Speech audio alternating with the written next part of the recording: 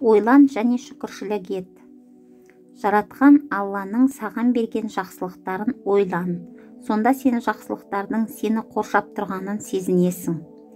Ол сендерге өзінен сұраған нәрселеріңнің бәрін берді. Бергені соншалық, егер Алланың нығметін санайтын болсаңдар, санына жете алмайсыңдар. Денсаулық, бейбіт өмір, ішер ас, киер киім, таза ауа, мөлдір су, баспана мен көлік, мал-мүлік пен бала-шаға, отбасың және достарың. Сенде барлық байлық бар, бірақ сен оны сезінбейсің де, байқамайсың да. Алланың күлі аспан әлеміндегілер мен жердегінің бәрін өздеріңе бағынышты етіп қойғанын, сондай-ақ сендерді жария һәм жасырын заттық әрі рухани мұншама нығметке кенелткенін көрмеймісіңдер. Сенің аяқ-қолың, көз-құлағың және тіл-ауызың, яғни 12 мүшең аман. Ендеше Раббыларыңның қай нығметін жоққа шығара аласыңдар? Сен жүре аласың, қимылдайсың, естисің, көресің және сөйлей аласың. Тәбетпен тамақтанасың. Бұларды жай ғана нәрселер деп ойлайсың ба не? Қаншама адамдар бар, аяқ-қолы мүгедек болып, қимылдай алмай қалған, немесе зағип, керең болып, басқаларға мұқтаж болып отырған.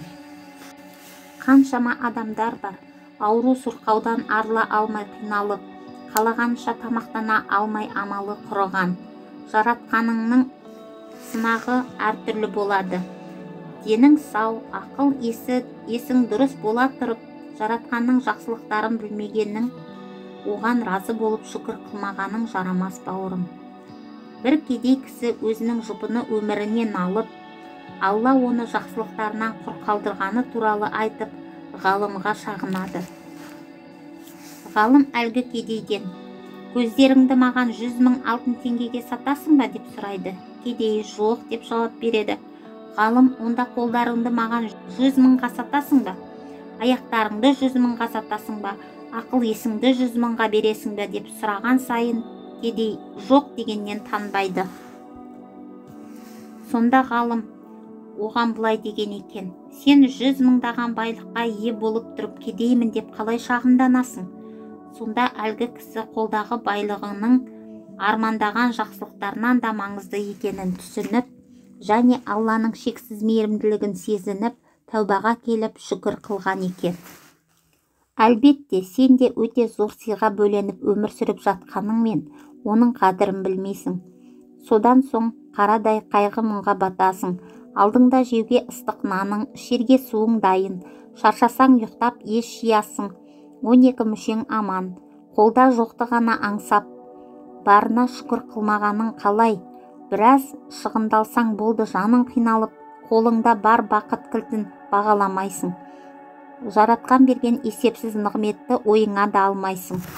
Ойлан және шүкір етуді біл. Өзің, туыстарың, үйің, жұмысың, денсаулығың, достарың және айналаңдағылар бәрі туралы жақсылап ойлан. Ол мүшриктер өздері өмір бойы қызығын көріп келе жатқан нығметтердің Алладан келгенін іштей біліп мойындамаса да, Алладан өзгеге құлдық ұрып табыну арқылы осынау нығметтерді жоққа шығарады. Өткенге қайғырма. Өткен нәрселерді көп еске алып, жоқ жерден қайғыны қозғап мұңая беру ақымақтық. Мұндай нәрсе алға ұмтылуға тосқауыл болып, өміріңнің берекесін қашырады. Ақылды адамдар өткеннің қайғы мұңын бір жола ұмытады, келмес жерге жіберіп шықпас қылып бекітіп, есінен бір жола шығарады. Өйткені ол бұдан бұрын болып біткен, бояуы сіңген, келмеске кеткен. Қайғы мұңмен оның орнын толтыру мүмкін емес. Түзеймін десең де оңалмайды. Артқа қайтпастай болып жоқ болған. Демек, жоқ нәрсеге қайғырып, өткенге өкініп, өміріңді қорқынышты түске айналдырудың керегі жоқ. Өткен істің көлеңкесінен өзіңді суырып ал. Ағынды дарияны қайта басынан қарай кері ағызғың келе ме? Батқан күнді қайта шығысқа қарай жылжытқың келе ме? Туылған бала анасының құрсағына қайта кіре ме? Төгілген көз жасы көзге қайтып сіңе ме? Демек, өтіп кеткен істерге қайғырғаның, жаныңды қинап мүжілгенің дұрыс емес. ол бекерден бекер өзіңді өзің азаптағанмен бірдей. Өткен қайғылы істің беттерін парақтап, жаныңда қалған жараның ізін тырналай беру бүгінгі күніңді жоқ қылады. Қайратыңды мұқалтып, уақытыңды талқандайды. Алла тағала Құранда бұрынғы елдердің жасағандары туралы баяндап келіп, олар да өз алдына бір үмбет еді, келді де кетті деген. Демек, өткен іс өтті, бітті. Уақыт дарияның ағысын кері бұрамын деп қанша титықтасаң да пайдасы жоқ. Тарихтың дөңгелегі артқа жылжымайды.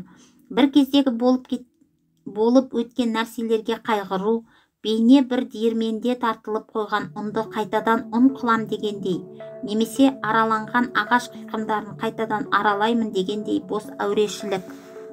Өткенге қайғырып жылағандар туралы өліктерді қабірден қазып алма деген сөз қалған. Есекке неге күйсемейсің деп сұрағандарға ол өтірік айтқанды жек көрем деп жауап берген екен.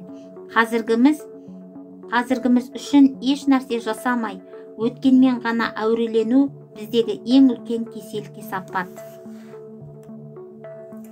Зәулім үйлерде тұрамыз, бірақ шіріген қирандылар үшін жас төгеміз. Адам атаулының бәрі жиналып, өткенді қайтарып әкелеміз десе де, қайтара алмасы анық. Өйткені бұл мүмкін емес. Адамдар артқа жалтақтап қарай бермеу керек. Өйткені амал әрекет алға қарай жүреді. Су ылдиға қарай ағады. Керуеншілер де алға қарай жүреді. Өмір керуені де осындай. Сондықтан сен де өмірдің бұл заңын бұзбай өмір сүр. Бүгінгі күніңмен өмір сүр. Кешке шейін аман болсаң, таңға шейін де өмір сүретініңе толық сенімді болма. Ал енді таңертең аман есен оянсаң, міндетті түрде кешке шейін өмір сүрем деп ойлама. Сен бүгін дәл қазір өмір сүріп жатырсың. Өткенді қайтара алмайсың. Ал енді келешек әлі келген жоқ. Сондықтан бүгініңе, қазіргіңе көңіл бөл. Бүгін туылып, бүгін-ақ қайта өле қалатындай есеппен жүр. Бәрін соңғы рет жасап жатқандай өмір сүр.